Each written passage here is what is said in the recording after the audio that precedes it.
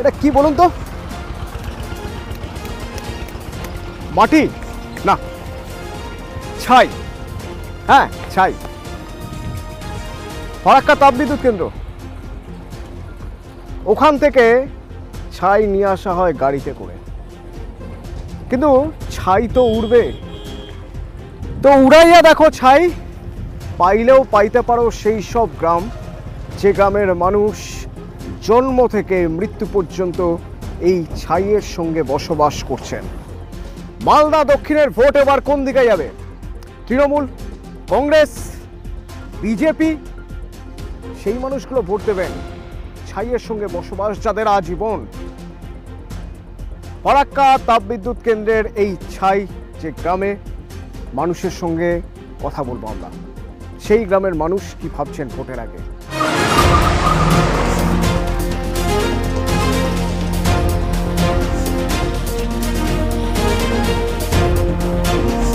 আপনার এই দোকান কতদিনের? হ্যাঁ, 5 বছর। 5 বছর। হ্যাঁ হ্যাঁ, আপনি থাকেন কোথায়? এখানেই। এখানে থাকেন? হ্যাঁ, তো আপনাদের কষ্ট হয় না এই পুরো? কষ্ট হয় মানে কঠিন ধুলা ওড়ে, কঠিন কষ্ট হয়, গাছ উল্কায়, এই যে বালি গালা গেলে, এই যে ছাই গালা গেলে। আচ্ছা, এর কোনো প্রতিকার নেই? প্রতিকার কই করছে মেম্বার মুখিয়ারা, কিচ্ছু তো দেখে না। যে এই যে ভোট চাইতে আসে, বলে যে ভোট দিন সব ঠিক হয়ে যাবে, তাদের বলেন না আপনারা? তো ভোট দিতে বলে কই, রাস্তাঘাটে কিছুই করে দেয় না আমাদের আজ পর্যন্ত। আজকে তো 5 বছর দোকান হলো, এইখানে তো আমাদের বাড়ি ঘর, কোথায় যাব? সে এই যে রাস্তায় এই পুরো তো ছাই, ছাই তো। হ্যাঁ হ্যাঁ, ছাই পাবে আপনার ইয়ে আসছে, এনটিপিসি এই আমুদা থেকে নিয়ে আসছে আর সব এখান দিয়ে নিয়ে যাচ্ছে। আর দিন মান ধুলা যে উঠছে না, সব ঘরের ভিতরে গরু মানুষের ওপরে সব ধুলা টুলা যত যাচ্ছে, খাওয়ারও করছে আর ইও করছে। এত যে ভোটে দিচ্ছে তো কোনো কিছু করে না, বুড়া ফারকা যারা খেতে পায় না তাদেরকে কোনো কিছু করেও দেয় না, কোনো কিছু করে না।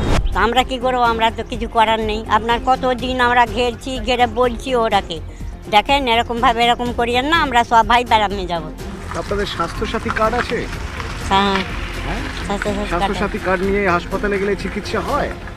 চিকিৎসা কি আপনার বিনা পয়সায় করে দেবে? কেউ করে দেবে না। ডেঙ্গু হলো আপনার 8 বছর, তো ডেঙ্গুতে আপনার 8 টাকা খরচা করলাম, কই চারা না, তো স্বাস্থ্যসাথী কার্ডে দিল না। ওই বলছে সেই কি স্বাস্থ্যসাথী আর আরও কিছু না, নিজে থেকে পয়সা খরচা করতে হবে, এটাই। গরিবকে কেউ দেখবে না। লক্ষ্মীর ভান্ডার পেয়েছেন? হ্যাঁ, লক্ষ্মীর ভান্ডার পেয়েছেন? আমাদের লক্ষ্মী ভান্ডারটাই নাও রাখতো। কেন? আমাদের বয়স হয়ে গেছে বলে। বয়স্ক ভাতা দেয়? না, হয়নি। তাও দেয় না?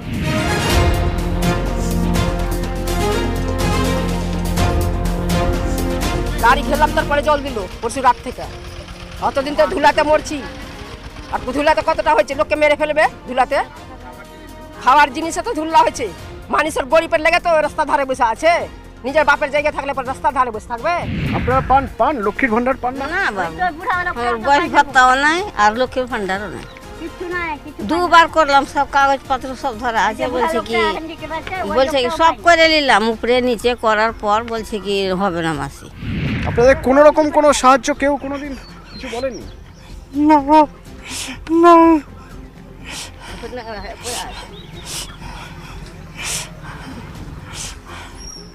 আপনার তো বয়স হয়েছে, তো 60 হয়ে গেছে আপনার।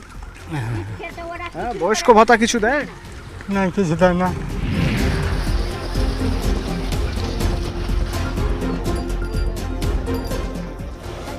এই যে পুরো রাস্তাটাই তো এই পুরোটাই ছাই ভর্তি। হ্যাঁ, এখানে বিধায়কের দোষ আছে। আপনার বিধায়ক কোনো কাজ করছে না, তোলাবাজি করছে, স্পন থেকে ছাই বাড়াচ্ছে। হ্যাঁ, তোলাবাজি করছে, কোনো জল দিচ্ছে না। এই ছাই নাক দিয়ে ছাই খাবার খাচ্ছি তো ছাই। হ্যাঁ, আপনার নাক ঝাড়ছে তো থুতু উঠছে তো ছাই থুতু দিয়ে পড়ছে। হ্যাঁ, এইরকম অবস্থা, খুব খারাপ অবস্থা। তো আমি কথা বলতে গেলে আমার উপরে পুলিশ চলে আসবে, এই সব হচ্ছে।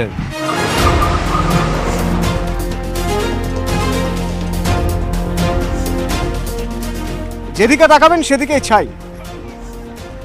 তো এই ছাইয়ের সঙ্গেই জীবনযাপন, এই দেখুন অবস্থা।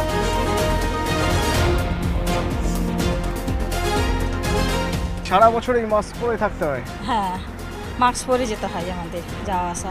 রাস্তা বর্ষাতে কাদার খুব প্রবলেম, আর এই যে বৈশাখ জ্যৈষ্ঠ মাসে এই রকম টাইমে ধুলোর প্রবলেম। তোমরা স্কুলে যাও?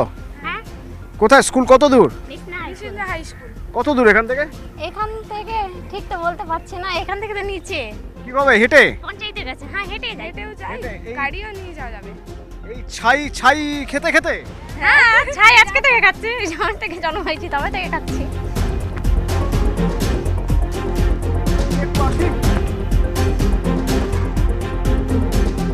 তো রান্না করছেন, রান্না টান্নায় সব ছাই তো ওখানে গিয়েই পড়ে নাকি?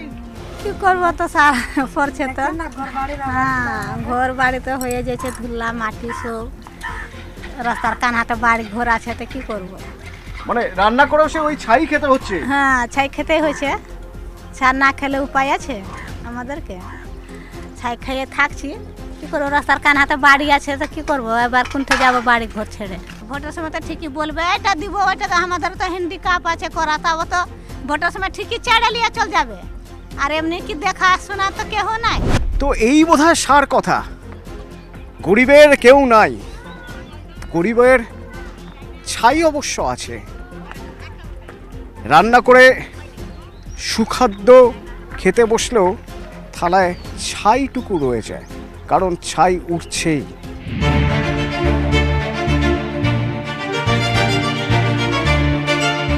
বাচ্চা মেয়ে সব একবারে অসুখে ঢেরি হয়ে গেছে, আর সাপ সোটা কিনতে কিনতে জীবনটা চলে যাচ্ছে গরিবের। গরিব সাপ সোটা কিনবে না খাবার কিনবে, রান্নাতে ছাই পড়ে গেছে, কি করে থাকবে, বাস করবে এখানে? কি মনে হয় রাস্তা কি কোনোদিন সুরা হবে না? রাস্তা এখন হবে কি না হবে, কে টাকা খেয়েছে কি খেয়েছে তা বলতে পারবো না আমরা, যার নাম বলবো তাই হয় খারাপ। ছাই থেকে মুক্তি নেই, ছাই থেকে আমাদের মুক্তি নেই। একবার ছাদ না পড়ে যায় বিছনাতে, বিছনাতে ঘুমাইয়া যায় না। আচ্ছা, এই যে ভোটের সময় আসে এসে বলে যে এবার থেকে আর ছাই হবে না, এমন ব্যবস্থা করে দেবো। হ্যাঁ, এবার ছাই হবে না, এবার ব্যবস্থা হয়ে যাবে রোডের। তো কই হচ্ছে তপক্সা দিয়ে আমরা বসে থাকছি, হ্যাঁ আসবে, এই আসবে, কাল আসবে, আসছে না তো। কি মনে হচ্ছে ঠিক মতো ফোকাস হয়নি? না না, ফোকাস একদম ঠিকঠাক হয়েছে। আসলে এখানে সব কিছুই ডিফোকাসড হয়ে যায়, কারণ এনটিপিসির ছাই। ওই যে বলছিলাম ছাইময় জীবন, এই রাস্তা ভর্তি পুরো ছাই। এই রাস্তা দিয়েই স্কুলে যাওয়া, এই রাস্তা দিয়েই রোজ কাজে যাওয়া, এই রাস্তা দিয়েই হাসপাতালে যাওয়া। হাসপাতালে হামেশাই যেতে হয় এখানকার মানুষকে, ফুসফুস জুঝে উঠতে পারে না ছাইয়ের সঙ্গে। দেখুন, মনে হতে পারে আমি হয়তো দাঁড়িয়ে রয়েছি সিমলায়, হয়তো কুলু মানালি, নিদেন পক্ষে হতে পারে আমি হয়তো আছি সিকিমের এমন কোনো জায়গায় যেখানে বরফ পড়ছে, কারণ গাছের রং সবুজ নেই, গাছের পাতাগুলো সব সাদা হয়ে গেছে। না, আমি ফারাক্কা তাপবিদ্যুৎ কেন্দ্র থেকে কয়েক কিলোমিটার দূরে দাঁড়িয়ে রয়েছি। ছাই উড়িয়ে দেখলাম এখানকার মানুষ ভোট দেওয়ার আগে ভাবছেন এই ছাই থেকে মুক্তি দেবে কে। প্রতিবারই ভাবেন এবং প্রতিবারই গজগজ করেন যে ছাই থেকে মুক্তি তো পেলাম না, ভোটও দিয়ে এলাম।